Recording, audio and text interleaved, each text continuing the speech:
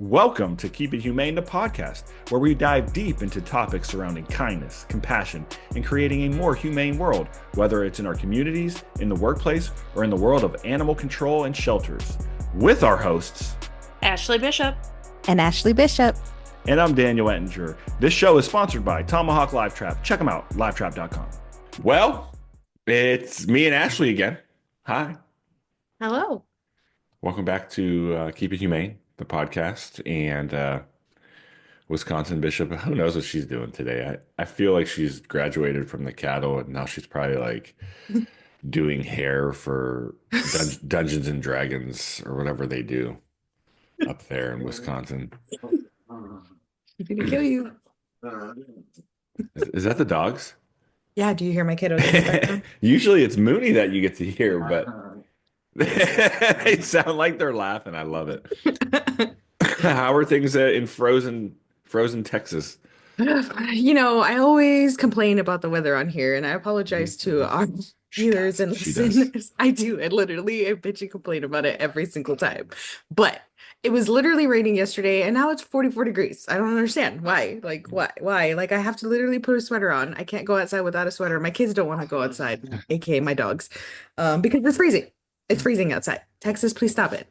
Stop Texas, please stop it. That's it. hilarious. I know Ashley's been getting all kinds of weird, crazy snow and everything too, so I don't have it that bad, but for real. Yeah, she literally sent us stuff where it was snowing recently, and I'm like, stop. I don't want to see it. I was at the ocean yesterday for like a good hour, and it was a little windy. That's the only negative thing that I can complain about, truthfully, is like when it's still not bad because it's like you're getting this beautifully like crisp, fresh air, but when it's like windy and it's hard to throw the football to the dog, just stuff like that. That's my complaint. Life's so hard though. You get to go to the beach and deal with the wind.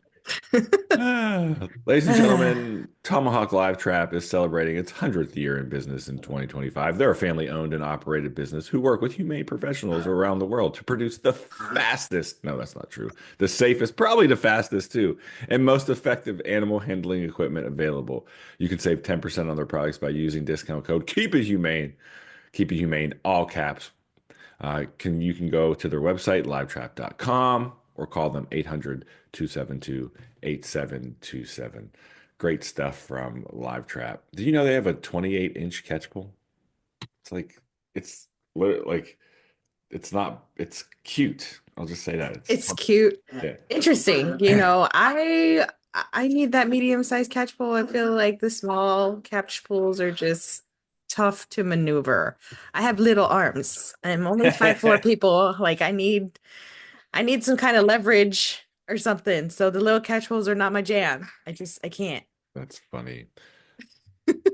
Check out our website, keepithumane.com. Thanks for all the people that participated in Animal Control Officer Appreciation Week. That was nuts. I thought I could use AI to help me automate some of the process. There was over 70 entries and people kept coming in late too. I was like, people read the instructions, but like, it's cool. And I appreciate I really do. I appreciate their want to be part of this thing because it was really cool.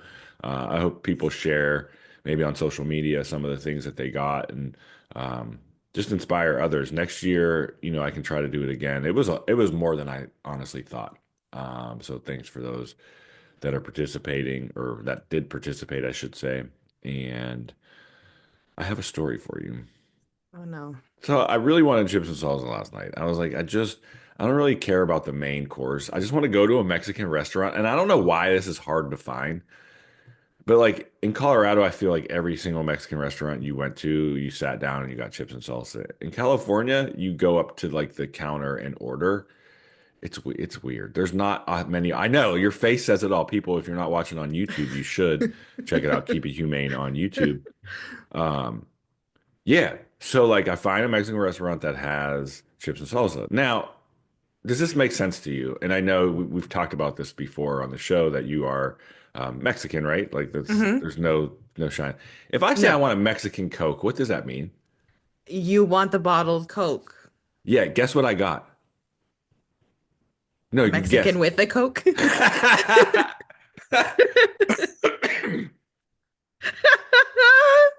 I got a Jarritos cola flavor. I know. I I don't know. know that I've ever in my entire Hispanic life have ever had a Jarritos cola flavored Well, drink. you're not missing anything. I was so disappointed. It's not the same. It It's not the wasn't even same. close. And then they messed up my fajitas. How do you mess up veggie fajitas?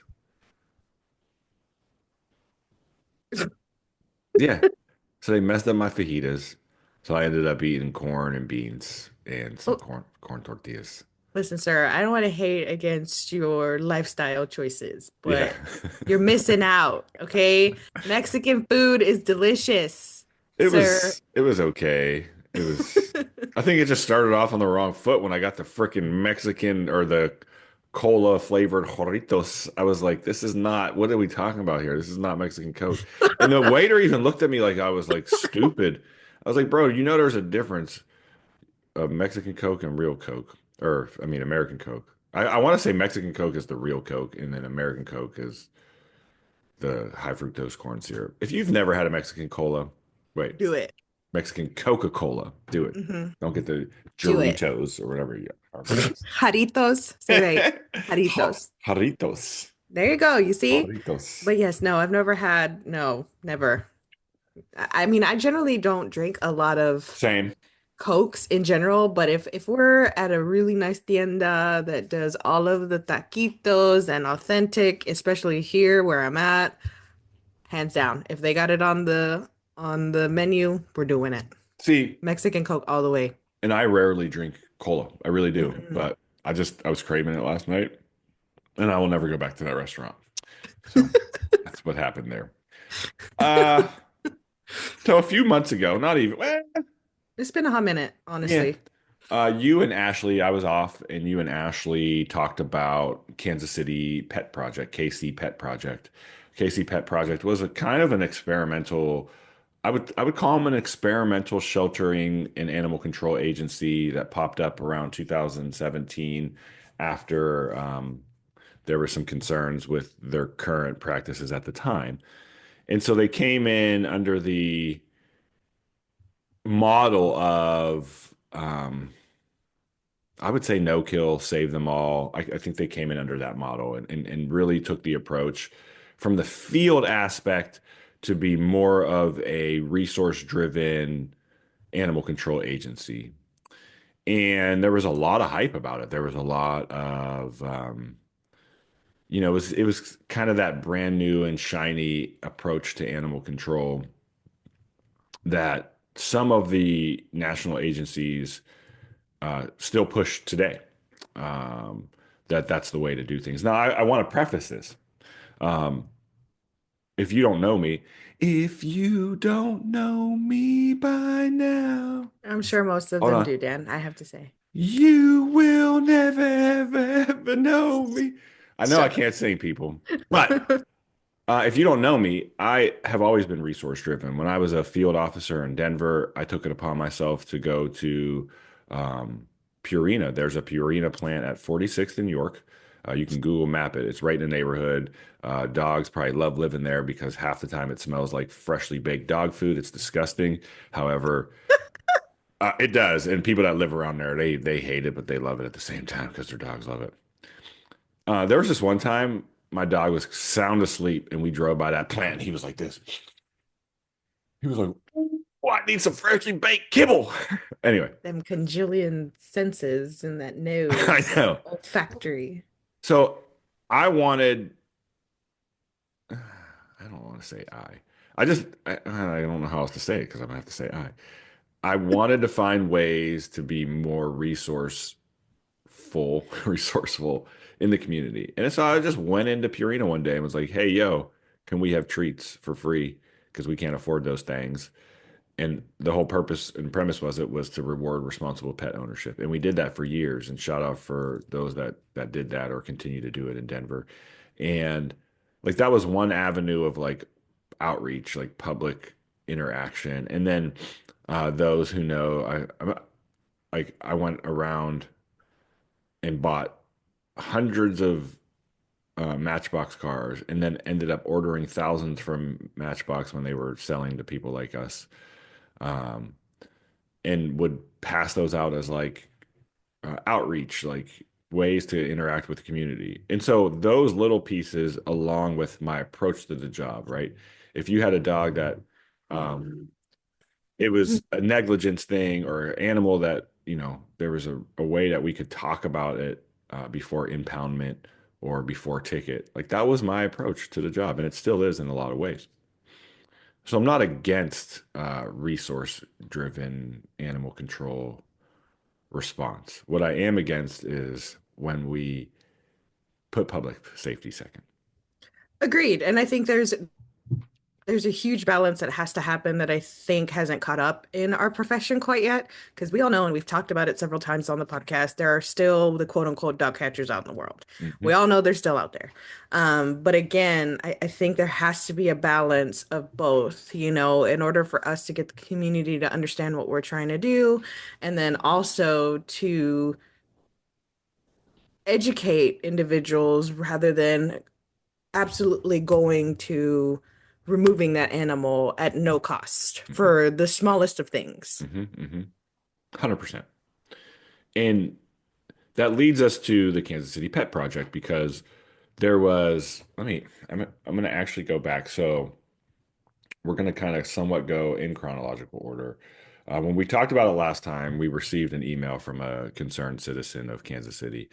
They may or may not also work for a very large $100 million organization within our industry that has. You can figure it out. Hello, being a resident of Kansas City, I was curiously listening to the episode about KC Pet Project contract. I wanted to share a little back history on how it came that KC Pet Project got the contract. The KCMO, so Kansas City, Missouri City Auditor, did an audit on the department when it was still city run in 2017. This audit highlighted a lot of issues around KCMO animal control. And it was around that time that the city decided to contract out animal services. Although the process took 18 months beyond the release of the audit, I think it's a helpful perspective. And it is. And it really is. And in that, and I think if you want a copy of that, you can just email podcast at Keep It Humane, podcast at Keep It Humane, and I will forward you along this 50-page contract. Now, in that Audit, audit, oh yeah, audit. sorry, thank you, thank you. See, this is why we need to have you around here. We don't have the contract; it's the audit. In the audit, it is well it is well put together. It is, and they talk about a lot of different things. One of the things that stood out to me was, let me find it here. I just had it up too, so I apologize. So, list of exhibits, and this is going to be on page 6. Municipalities focusing animal control efforts on education and providing resources. Documentation completed in cruelty neglect cases May 1st, 2016 through November 2016. Consequences of lack of investigative follow-up and inadequate documentation. Medium, I can't say that word. Median, Median. thank you. Response times by segment. Kansas or wow, Kansas City Police Department dispatch priority by animal call type, average call volume and staffing, total citations by officer. Sorry, that one's citations by officer and violation type and recommendation. Why am I just off today? It's okay. Recommended training AHPS staff attended. So it lists out those exhibits, and I mean, we're not going to get into the detail of this 50-page audit, but I do want it to be known that if I were to go across the country right now and audit the 10,000 animal control agencies, okay, and I have done that before, not 10,000. I I can come up with a list of 5 or 10 things with every single agency. Like that is not hard to do. If you want to pick at something, you are going to find something. I I wonder, I really wonder what the motivation was in this scenario to change it from the municipality at that point to the nonprofit? Well, if you go down to page 15, Okay. there's two interesting subheadings. One states impounds and citations are not always effective in resolving code violations. And the next one is education and field resolution is emerging practice in animal care and control. Mm. That right there tells me a lot about this audit because, again, as we all know, our industry in just general, life in general, is not black and white. Nope. We cannot lean one way or the other, especially in our industry, because if you do, you are going to lose an important part of that industry, and whether that be public safety or resources. And you have to find a balance. And don't get me wrong, I know, both Dan and I and Wisconsin and Bishop know the resources in our industry, especially in animal control alone, are just rare. There's rare that we have one enough people that are willing to come in and do the job properly with enough compassion and empathy. And then two, the support from both either the community or their, governing body, whatever that might be, whether it's your county, your city, your state, or your nonprofit organization. Like it's hard to find that balance. We just don't have enough resources to say like industries like law enforcement or first responders such as fire. Mm. A valid perspective. Very good perspective. I also saw on page 16 how they use three comparable cities. I guess you can call them comparable. Yes. One, and we get to Santa Cruz here in a second. I was gonna say there's one for you and two for me. There's yes, you have Santa Cruz, you have Austin, and you have San Antonio. Um, none of them are comparable. Period. Maybe by size, not even by size. Mm-mm. St. Louis, I don't even know what the population is. Let me start with Santa Cruz, as I'm intimately. That's not the right word. I know Santa Cruz. I know the manager.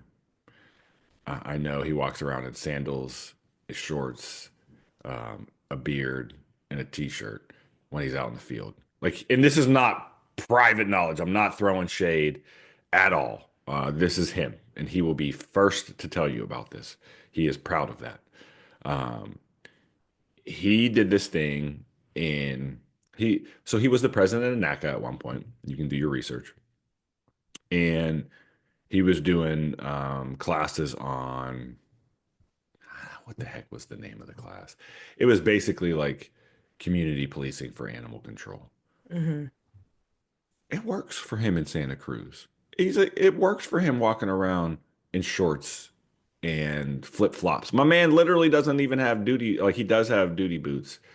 But like his approach to the job was very relaxed in that community. But if you've ever been to Santa Cruz, that's that community. Like he was Hmm. matching, for the most part, matching the energy of the community in that aspect. Just because it works there does not mean it's going to work. Have you been to St. Louis or St. Louis? That's all. Sorry, Kansas City. Have you ever been to Kansas City? Nope. I'm gonna just tell you right now, you're not walking around in sandals and shorts. A beard might be fine, actually, but sandals and shorts, it's not. My point is that vibe does not match that community. That community, and though it is diverse, expects enforcement to be enforcement, not some, not a, what's the word I want to use here? Experimental department. And that's what Casey Pet Project was. Truthfully, it was an experimental department based on certain people's views in this industry on how animal control should be done. And I'll say that, look, I know I'm not perfect. I know that there's room for improvement for me personally and professionally. I admit that, and it's not hard for me to admit. Like I'm realistic when it comes to that, and I'm not just because I'm on this podcast and we talk weekly. That that doesn't make me an expert. What makes me an expert in this field is man, I've had the privilege and the ability to see so many different agencies, whether working for a nonprofit or working for a police department or going to visit Santa Cruz. Like I literally went there and visited and hung out there for a few hours one day. Um, like I, I've been, I've been to Austin. I've been to San Antonio. Those two cities are completely stark contrast of each other. Oh yeah, hands down. And shouts out to both of those agencies because I know they're always got get put through the ringer, and there's a lot of hardworking people at both of those agencies, and I just can't imagine. I just can't imagine what they go through on a daily basis. So using that as a comparison versus St. Louis or Pittsburgh or Cleveland, like those are their comparables, not what they used in that. They used it, they targeted it. They took Santa Cruz, which they knew was extremely laid back based on the approach. They took Austin because of, well, we know Austin, and then they added San Antonio, in my opinion, to be like that big city with the problems of a big city. And I just think that you can create a narrative to fit your agenda however you want to do that. And we see that every day in the world, not just in our profession. So let's get into this article really quick. Do you want to read the one that came following the audit first? Uh, sure. I can find it. I can resend it if you need it. Where'd it Folks, this is real live TV right now. go? What happened to it? Oh, there it is. Okay. So this was published on September 1st, 2017. KC Animal Control Division needs better training and more oversight. Audit finds. Kansas City Animal Health and Public Safety Division needs more training and more oversight, according to an audit of the department. The audit was conducted at the direction of City Council. The report concluded that the focus on enforcement of code violations rather than education or problem resolution in the field doesn't result in improving animal welfare or public safety. I'm sorry, I have to laugh because, again, it goes back. We are not black and white. Like, we have to treat every situation absolutely different for that reason. And it's something that we have to tell our officers of our organization that just because you did it this way one day doesn't mean you're going to do it the same way the next day. Yep. Impounding animals for code violations, for example, often led to owner abandoning the animals rather than the owners learning how to better care for a pet, which completely agree. The audit said owners sometimes pay for citations without fixing the issue. There's an emerging practice of moving away from enforcement and towards educating folks about pet ownership, remediating issues in the field, trying to connect people with resources, City Auditor Douglas Jones says. Still, Jones says enforcement is still important, and his team also found inconsistencies in enforcement efforts. The city's dangerous dog and bite quarantine ordinances were not being consistently enforced. Fault inspections for cruelty and neglect complaints and violations were not always conducted, and the investigations were not adequately being documented. He recommends that animal control staff receive annual consistent training. Jones also found that the division had a strained relationship with the KC Pet Project, which partners with the city to shelter animals. The report said communication was poor and the lack of trust between the partners interferes with their ability to collaborate. His office recommends that the two organizations work together to establish shared goals for the program and set specific benchmarks to measure success on those goals. The Director of Neighborhoods and Public Services, which oversees the Animal Health and Public Safety Division, agreed with the audit's recommendations. Also, thank you for reading that last sentence correctly, since there was a typo from npr.kansascity.com or whatever it is. Here's my issue. Nothing in that article does it just it maybe it wasn't space for the article to put this stuff in there. But like what where was that approach to the department? So they want to take that approach to the community, but where was the approach to the actual department and the people that lost their jobs? Like where was that educational, let's work with them? Like where was that? So like I would expect that first. Like, hey, here's all the issues that we're having within the department, allegedly. Let's try X, Y, and Z to fix the problem. versus let's just put you under an experimental nonprofit and run animal control that way. Yeah, I agree, and I think it says a lot. This one little tiny paragraph. There's an emerging practice, an emerging practice.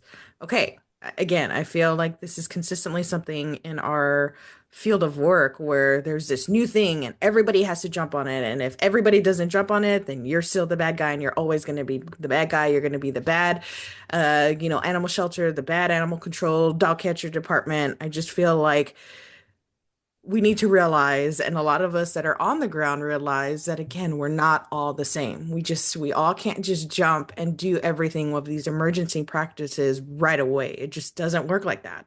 And if you look around the industry, maybe people took bits and pieces of some of that, but they Mhm. didn't just do a wholesale change because the topic or that was the wave. And I remember our director in Denver being really wowed um, by the presentation done at that time about community animal control. Like it it was like, oh my goodness, this is the way to go. And I'm like, yeah, there are some good qualities there. I'm not denying that. I just think that we have to be mindful of how that approach works in our community. Like we're seeing more and more, and I think there's going to be a study soon, and I just don't know who has the time for it or somebody's working on it, etc. That the correlation of more attacks and bites with the higher live release rates. It only makes sense from the sheer number of animals that are being put back in the community that may have some bite history or some questionable behavior issues, right? And so like that piece correlating with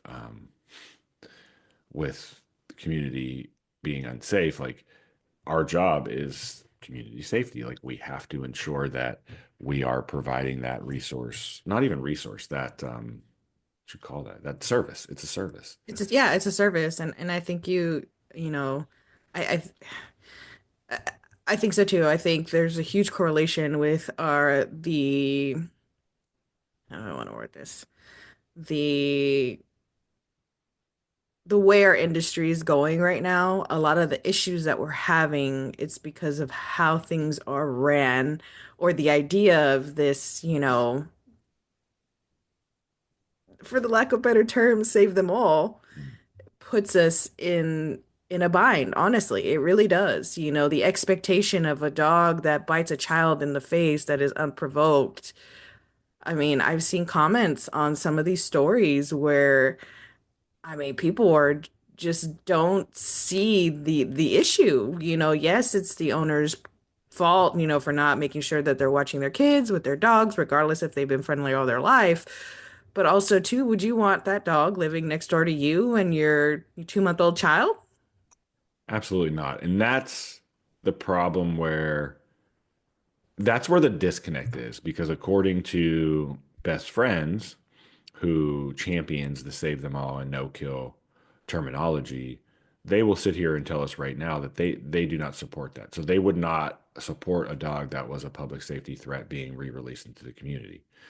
The problem that we have in this industry is people here save them all and no kill that aren't necessarily affiliated with this large organization such as Best Friends that think that we need to save them all, like actually save them all. And then they'll like literally like make death threats to the shelter, to the people, because an animal that is, in that threshold of the 90% live release rate being euthanized because of the behavior and something that is supported by Best Friends um, is subject. That just happened in we just talked about that one in New Haven, Connecticut, somewhere in Connecticut, where that dog mauled a worker or volunteer like immediately as they enter. I think it was a volunteer immediately as they entered the kennel, and Mm. then the department was going to not put the dog down, and then they changed their mind, and then the community was in uproar. And I think we're seeing all this messaging. I was just sharing with you before we started recording that like Best Friends is trying to be more mindful of their messaging, which is appreciative. Like I think they're starting to come around on that. They're hearing the noise, uh, and hopefully that eventually gets to those people that are, I would even consider them more activists than advocates. Like they just want to, like I saw on a shelter's website or a shelter's Facebook page just the other day, they were promoting an adoption event. And the first comment on there was like literally from someone saying that they're killing animals to make or making space to kill more animals or something it just didn't even make sense. It's Like, extreme on a post like that. It's yeah. extreme. Like they're trying to promote adoption and they're trying to promote their services and Hmm. to help get animals out. And I see it too. It boils my blood to see these people. And a lot of times too, Dan, and I don't know if you've noticed this, those people don't even live in those jurisdictions. No, no, not at all. And It's it's just like, what are y'all doing to the mental of the people that are trying to do the best that they absolutely can?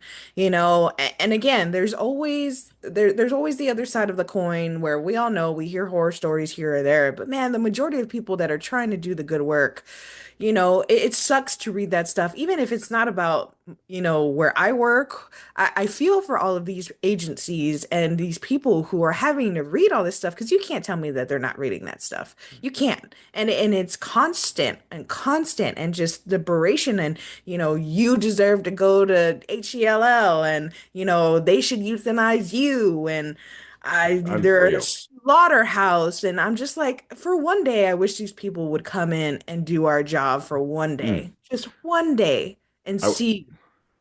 I wish we had a mechanism where they could never be on social media again. Just like you've been banned.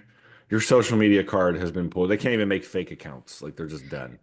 Well, there's a way to have a conversation, Dan, as you and I know. Like, there's a Yeah. way to have a conversation about things. I get it. People are passionate about things, but also too to see the other side. At what point is sanctuaring these animals, quote unquote, that have these histories of bite after bite after bite after, whatever incident it is. At what point does that fit in the five freedoms Mm. that, everybody likes to rave about? At what point is that? How is that animal living the life that they're supposed to when they have to be stuck in a kennel? God forbid it's for 24 hours a day, 23 hours a day. How is that better? How is it better? We know it isn't, but they will argue till the face turns blue that it is. They're We just have, there. yeah, There's just not enough people like you or I or our teams who are expert in the field to be able to handle these animals. There's just true. not.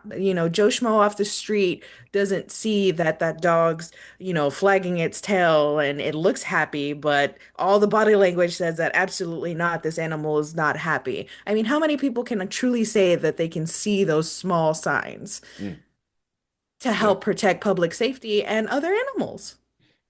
And that's the goal is like we want to make sure we're creating a safe, healthy environment for our community. And that includes the animals that live in our shelter. And it's rough. It is, no pun intended. It's rough out there. It Rough. is. Yeah, and all of us try to do our best to ensure, we've had a couple of people be upset because, a specific dog was not a good fit. It's not a good fit. We do meet and greets at our facility because it's neutral ground Mm. for a reason. Mhm. For a reason. Not only for the safety of the people in the home, but also the safety of our animals that we're trying to get adopted. Yes, you always wanted that Rottweiler your entire life, and you were just dead set on that Rottweiler, but if it's not going to work with your pack, it's not going to work with your pack, especially if you don't know what you're looking for. Or what you're doing as a pet owner, too. Yeah. Yeah. You know what else wasn't a good fit? As we transition, it was Casey Pet Project taking animal control in Kansas City. Jesus, Dan. Kansas City Star. This is the Kansas City Star, kansascity.com, kansascity.com. After losing animal control contract, Casey Pet Project is expected to keep running the shelter, which is not a surprise. It works that way. Casey Pet Project is poised to keep running the city's animal shelter less than a month after the nonprofit lost its $2.3 million animal control contract. Casey Pet Project would directly contract with Kansas City to run the city's animal shelter in Swope Park under an ordinance presented in the April 1 Finance, Governance, and Public Safety Committee meeting. Previously, Casey Pet Project ran the city owned facility through a subcontract with nonprofit Kansas City Campus for Animal Care, which has the same name as the shelter facility at 7077 Elmwood Ave. KCAC, nope, that's not right. KK, wow, there's a lot of K's and C's here. KCCAC's contract with the city ends April 8th. Under the new contract, KC Pet Project would receive $232,222 to finish out the month, provided that KC Pet Project meets certain diversity requirements. They would receive a 1-year extension for $3.8 million paid in monthly installments. This is the same amount that the city paid to the KCCAC under the previous contract. Under the contract, KC Pet Project would be tasked with caring for animals that enter the campus, performing spay and neuter surgeries, adopting out animals, and providing maintenance and repairs up to $100,000 amongst other tasks. This is the same as the previous contract under which the facility saw 15,631 pets in 2023. Good Lord. I know. That's a lot. In February, KCCAC abruptly pulled out from their agreement with the city, citing recent personnel changes at KC Pet Project and alleged lack of transparency by the KC Pet Project Board of Directors. The nonprofit was founded in 2018 and fundraised $8 million for the construction of the $26 million facility, which opened in 2020 and is owned by the city. KC Pet Project lost its animal control contract with the city in early March after the city council voted to bring back the services under city control. Council members cited what they called a lack of enforcement of municipal animal ordinances, which culminated in a fatal November dog attack. KC Pet Project had taken over animal control from the city in 2020. In March, a lawsuit was filed against KC Pet Project by a neighbor who was injured attempting to intervene in the November dog attack. The suit alleged negligence on the part of KC Pet Project.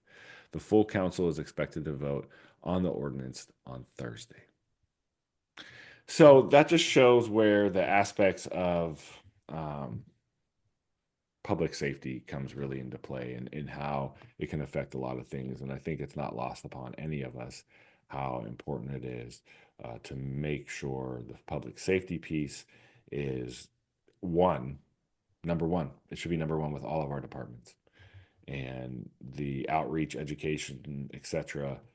Can be, you can call it 1A, 1B, or even 2. I think it's important that we don't lose sight of the public safety aspect. I agree. And, unfortunately, again, neither Dan nor I work in Kansas City, and it says a lot about what's going on. But again, we don't know what's going on behind closed doors. Does KC Pet Project have enough officers to patrol or to just do the job in general, for the city of Kansas City? There's a lot of factors that could go into this for something like this to happen.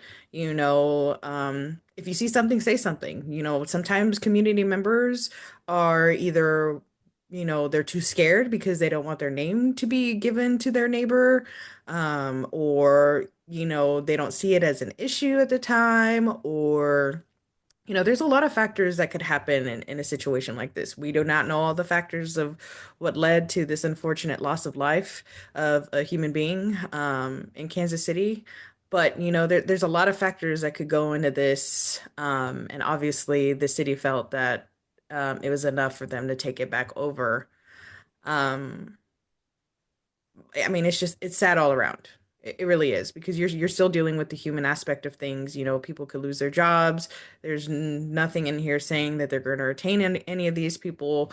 Is the city gonna, clean house and, rehire or hire anybody from the KC Pet Project that was already there? I don't know. It's tough all around because there's a big change. And the last thing you want too is what we heard in the previous article, is you don't want those two agencies to butt heads. You really have to work with one another. You really, really do. And I know it's tough. It's tough. I can't imagine, That type of situation, I'm really happy to have our officers under our roof because it just makes it more cohesive. It really does because we're all managing the same goals. And it can be hard. I feel for both sides, for both parties. I mean, it can be really tough. You got a lot going on outside in the community, but inside as well. And it's tough. It's Yeah. tough. And if they were to go around the country right now and ask like animal shelters and animal control, like how harmonious it is with between those two. I mean, you're the anomaly to be honest, and I think it's partially because your department's very small and you have Hmm. direct oversight. But Hmm. there are a lot of agencies that just, and not in a bad way, they don't interact enough with the shelter and vice versa. And then, things maybe aren't the most harmonious, but it shouldn't be a reason to end a contract with an agency. And I think they truthfully just gave in to the pressure back then when it came about. That's how I look at it from my perspective. And look, we don't wish this on anybody. We don't wish anybody having to find a new job. We don't wish like any of these things to happen. I think it's important that we just take a practical approach and understand that, like, we as an industry and an agency, we do not have a governing body. There is nothing out there that exists that can tell us best practices. There may be nonprofits and organizations that have names that sound cool, that portray themselves as national leaders in this industry, but they're not. They're not. They're just the only one. Like that's the thing. And so just because what they say doesn't carry maybe as much um, influence, maybe it carries too much influence is what I'm trying to say, versus taking a look at it, doing a more national and a broad audit with organizations that are designed to actually handle that, not a group of volunteers that sit on a board like that. They don't have the time, nor do they have the skill set and knowledge to necessarily do that. And so work with, organizations that are designed to do industry audits, like that are designed to look at all factors, not just um, get on the next trendy thing. And that's what happened here with KC Pet Project. They got on that trendy thing. They took that experimental approach, and it unfortunately didn't work out. And I think there's always silver lining in things like this, and I think that we can learn a lot from them. And our goal is not to put down anybody in our industry. It's really not. And I hope people understand that wasn't what we tried to do today. We just tried to use this platform as a way to raise awareness and give perspective on these situations. And this situation was one that hopefully all of us can learn from. I agree. And I think you said something. You've been saying just bangers the last couple episodes, Dan. The next trendy thing, and I think that in itself has hurt the industry a lot, especially in the last decade, I feel.